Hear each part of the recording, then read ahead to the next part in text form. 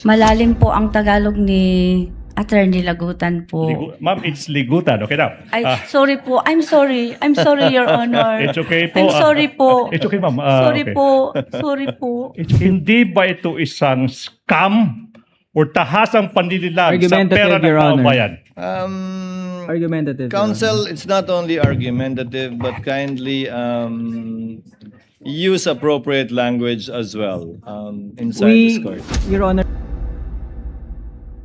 Nasa reports are correct, di po ba? Sinicertify ko po kung ano ang nakalagay dito sa liquidation report na ito. Now, opo ma'am, I'm showing you now liquidation reports for the first, second, third quarters ng 2022. May same certification, di po ba? Sa naging liquidation report nyo sa 2022, ano yung mga nakasaad dyan, di po ba? Same ano yung sinecertify nyo sa liquidation report, di po ba? Opo, Your Honor. In fact, yung pangalang Sara Z. Duterte as Vice President, makikita natin sa liquidation reports for the fourth quarter of 2022, diretso na, first, second, third quarter ng 2023. Tsaka may pirma sa pangalang Sara Z. Duterte sa mga dokumentong iyan. Yung mga pirmang ito, mga pirma ng ating Vice President, hindi po ba? Pirma po niya ito, Your Honor. So sinasabi nyo na yung Vice President din nag-certify sa lahat ng liquidation reports pinakita sa iyo, in total, 500 billion pesos, 500 billion pesos. Sinasabi din ng Vice President na tama yung pinaggamitan ng confidential funds, hindi po ba? Ang sinertify po niya dito, Your Honor, is purpose of cash advance duly accomplished. Yes. Now, I will repeat this question. So kung nakapag-certify kayo na duly accomplished yung purposes ng cash advance, yung certification, base lang yan sa ano yung sinabi ni Colonel Lachica sa inyo, hindi po ba? Base po ito sa mga documents po na binigay sa akin ni Security Officer Colonel Lachica, Your Honor. Okay, so now, hindi mo sinasabi, yun yung sinabi ni Colonel Lachica. But this time, sinasabi mo, this time around, base naman sa mga dokumentong binigay sa iyo ni Colonel Lachica, hindi po ba? asked and answered, Your Honor. I'll allow the witness to answer. I'm sorry, counsel. Hindi po ba? Hindi po ba? Ano po yun? Okay, Sorry ito na lang, po, ha? ito na lang. Sorry. Nakapag-certify ka, this time defense, I'm asking about the liquidation report, Nakapag-certify ka sa liquidation report na tama yung pinagamitan, kahit hindi mo nakita personal paano ginamit ni Colonel Lachica yung pera, hindi po ba? Misleading, Your Honor. The liquidation report contains a different statement, Your Honor. It's box A, certified correctness of the above data, Your Honor. So the factual premise of the question is incorrect, Your Honor. That's a liquidation report, Your Honor. Let me counsel. Let me counsel. Ma'am Gina, nung sinabi niyo pong certified correct yung nakapaloob sa liquidation report, ang pinagbasihan niyo pa rin ay yung impormasyong binigay sa inyo ni Colonel Lachica at hindi po personal niyong kaalaman na doon nga nagastos yung pera. Excuse me, Your Honor, ha? Yes, ma'am.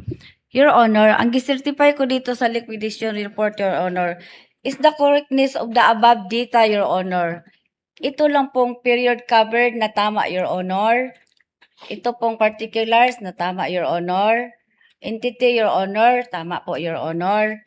Ang amount, tama po, Your Honor.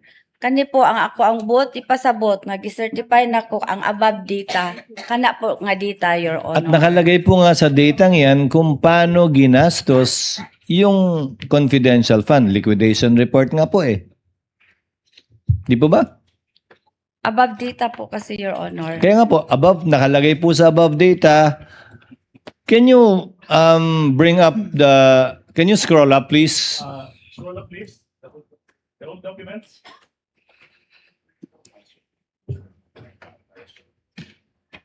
Can you zoom in on the Zoom in, please. particulars?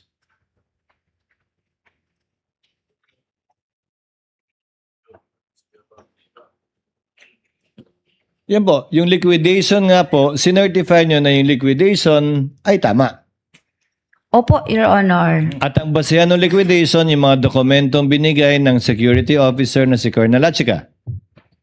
Opo, Your Honor. Hindi po yung personal ninyong kaalaman na dun nga nagastos yun, kundi base sa kanyang binigay sa inyong impormasyon at mga dokumento. Opo, Your Honor, kasi wala po ako doon. Siya po ang nag-implement, Your Honor. Nag-disperse lang po ako ng pera sa kanya, Your Honor. Okay. Let me Counsel, continue, you might Your think Honor. of other questions already because I think the witness said that about 20 times already. Yes, She sir. was not there. We'll go to, this time, Your Honor, hindi na liquidation report. Last points. Accomplishment report naman. Or, let's not belabor the point, ma'am. I'll go directly to the point. Accomplishment report for 2022, 3 quarters. Sinasabi nyo na tama yung pinagamitan ng pera ng taong bayan, 500 million pesos, kalahating bilyon pera ng taong bayan. Sinertify nyo na tama yung pinagamitan kahit wala kayong personal na alam kung totoo bang tama yung pinagamitan ni Colonel Lachica kasi nga nag-rely lang kayo sa sinabi ni Colonel Lachica sa inyo, hindi po ba? Nag-rely Misleading, po Your ako. Honor. The witness testified that she relied on the statements and the documents, not merely the That is my question, Your Honor. If she relied on That was the question, Counsel. If she relied on the documents given and statements made by Colonel Lachica, which you said several times, na confidential yon, di ba? You may repeat it again, Ma'am Gina. Your answer. Nag-rely po ako, nakagawa po ako ng utilization report based po sa pagpangutana, pag-verify ko kay Security Officer Lachica na kana Ma'am Gina, sensitive information na o confidential information o mga dokumento nga gihatag nga gikan kay Security Officer Colonel Lachica nga ni sa ako Ma'am, curious lang ako. May sinabi po ba siyang confidential to, yan lang ang pwedeng bigay ko sa'yo, wala na akong pwedeng bigay sa'yo iba? May ganun po ba? Ang sinabi po niya, Your Honor, those transaction po or those operation po are sensitive and confidential in nature, Your Honor. Kaya wala na po siyang bibigay na iba pang dokumento maliban dyan. Oy, yung mga dokumento na binigay niya sa akin, Your Honor, Yun lang yun, hanggang dun lang. hanggang doon lang po, Your Honor. Okay. Five questions. Hindi ba't You promised before lunch, Counsel? Yes, Your Honor. 5 questions. Hindi po ba, Madam Witness, pinalabas nyo na kayo mismo ang naghanda ng physical and financial plans para sa confidential funds ng Office of the Vice President for 2022 tsaka 2023. Gayon ang totoo. Si Colonel Lachica lamang pala ang nagsabi kung anong dapat isulat sa mga planong iyan sa plan. Sorry, Your Honor. I confused with your question, Your Honor. Your Honor, I will not repeat the question. I'll move on to the next. I think that's already on the record, Counsel. Yes. Ma'am Gina, sinagot niyo na po dati yan. Opo. Na yung physical and financial plan na hinanda nyo, kumuha kayo ng input kay Colonel Lachica. Hindi po ba? Opo, Your Honor. Hindi po ba't sa mga liquidation report, accomplishment report, pinapalabas nyo na tama yung pinagamitan ng confidential funds, pero yung totoo, wala kayong personal na kaalaman kung sino ang mga tunay na tuminggap ng pera, hindi po ba? misleading, Your Honor. I think the I record think is so obvious. he's just about to be done, Counsel. Let's let him summarize his Yeah. points. Hindi po ba? Hindi po ba, Madam Witness? Wala kayong personal na alam na tama yung pinagamitan ni Colonel Lachica despite the report, certification, kasi nga sabi niyo, nag-rely lang kayo kay Colonel Lachica and this time you added sa mga dokumento, hindi po ba? As Yes an or no? answer, Your Honor. I think as an answer. Last 2 questions, Your Honor. Again, for emphasis, I think the witness will confirm that. Tama po, Ma'am Gina? Nag-rely po ako sa sinabi ni Colonel Lachica at sa mga document na binigay niya sa akin, Your Honor, after po na-implement po niya sa ground ang mga confidential activities po, Your Honor. At wala po kayo sa ground. Yes po, wala po ako doon, Your Honor. Hindi po ba dahil sa mga pinaggagawa niyo sa Office of the Vice President, nawalan ng paraan ang taong bayan na pagtugmain. I repeat, hindi ba't dahil sa pinagagawa nyo na walan ng paraan ang taong bayan nagpagtugmain, on one hand, ang paper trail, I cannot or not understand. yet, ma'am, or makadokumento, at the same, on the other hand, ang totoong money trail. Wala na pong paraan ng taong bayan na pagtugmain yung paper trail tsaka money trail. Hindi po ba? Yes or no? Argumentative and If, speculative, Your Honor. If you know, Ma'am Gina, kung alam niyo po, sabihin niyo po, alam niyo. Kung hindi niyo alam, sabihin niyo rin pong hindi niyo alam. Yung, I will repeat the question if you may, Your Honor. I think she understood the question, but mas- difficult to answer on her part, counsel, but I don't want to put words in the mouth of Yes, the Your Honor. witness. Malalim po ang Tagalog ni Attorney Lagutan po. Ma'am, it's ligutan. Okay now. Ay, sorry po. I'm sorry. I'm sorry, Your Honor. It's okay po. I'm sorry po. It's okay, ma'am. Sorry Okay. po. Sorry po. It's okay, ma'am. Okay, ma'am. Ma'am, I will repeat the question. Kasi nga, sinasabi nyo, wala namang kayong kinalaman sa paano ginamit ni Colonel Lachica yung pera, pero sinecertify nyo na tama yung pinagamitan ng pera. So di po ba, yung taong bayan nawalan ng pamamaraan na pagtugmain, i-match yung mga dokumento, paper trail tawag natin dyan on one hand, tsaka yung actual na paggamit ng pera or money trail. Napakaklaro na po. Nawalan po ang taong bayan ng pamamaraan at pagtugmain yung dalawang bagay na yan. Yes or no? Speculative, Your Wala Honor. po. It's not.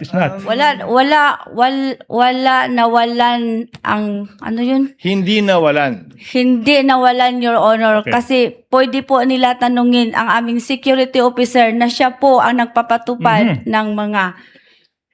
Okay now, last question. Darating po tayo dun, ma'am. I assure you. I hope we will arrive to that point.